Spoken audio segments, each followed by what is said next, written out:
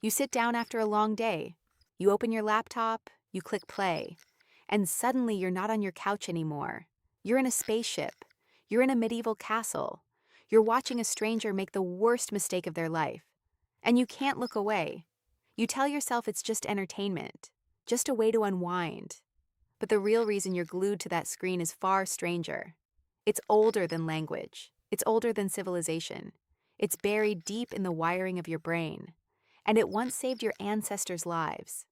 For 99% of human history, there were no books, no movies, no screens. There was just the fire. And around that fire, in the dark, your ancestors told stories. Not because they were bored, but because stories were survival training. A hunter described exactly how he escaped a lion. He mimicked the stalking posture. He acted out the sound of the growl. He showed the moment he turned and ran. And everyone listening didn't just hear the story, they lived it. Their brains simulated the chase. Their hearts raced. Their muscles tensed. They were downloading a survival program without ever leaving the campfire. This is what neuroscientists call narrative transport. Dr. Melanie Green and Dr. Timothy Brock discovered that when you're absorbed in a story, your brain stops processing the real world. You lose track of time. You forget your body. Your critical thinking dials down. You are literally transported into the simulation.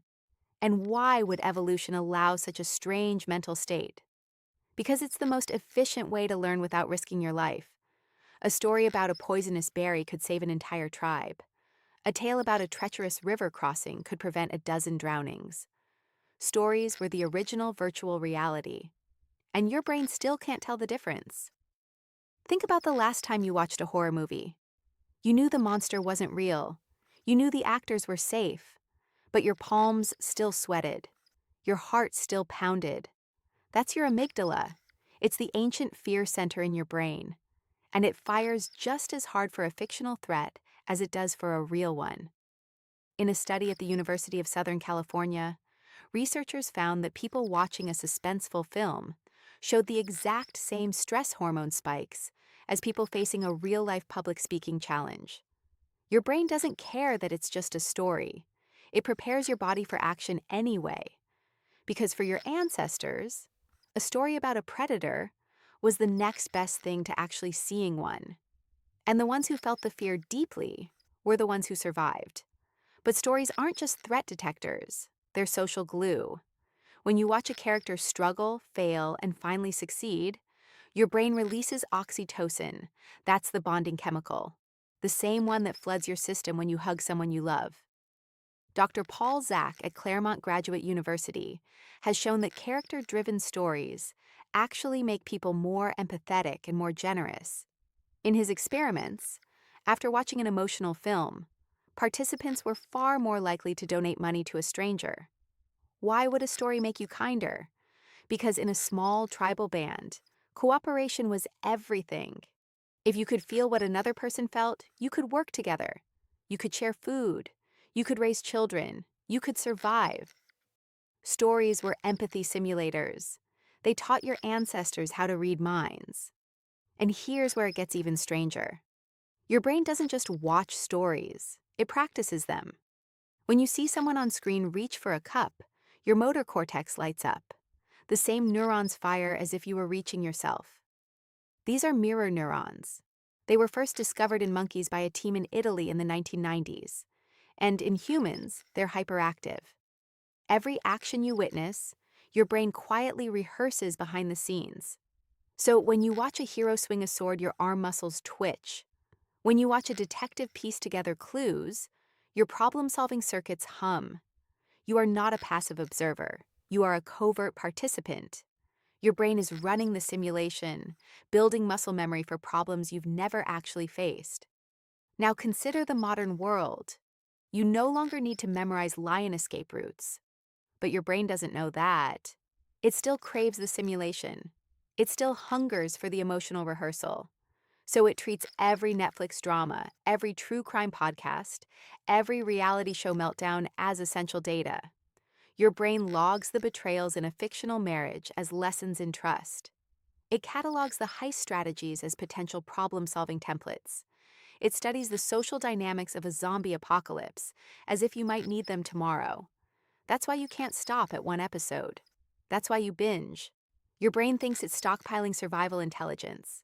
And the most successful stories exploit this perfectly.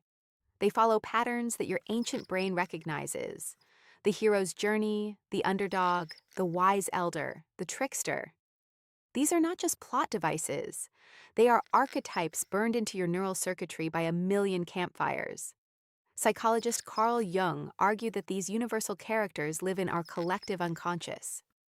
More recently, evolutionary psychologists like Dr. Joseph Carroll have shown that stories across all cultures follow the same deep structure because they reflect the fundamental problems of human life: finding food, avoiding danger, forming alliances, seeking status. When you watch a story, your brain slots the characters into these ancient categories instantly. It knows who to trust.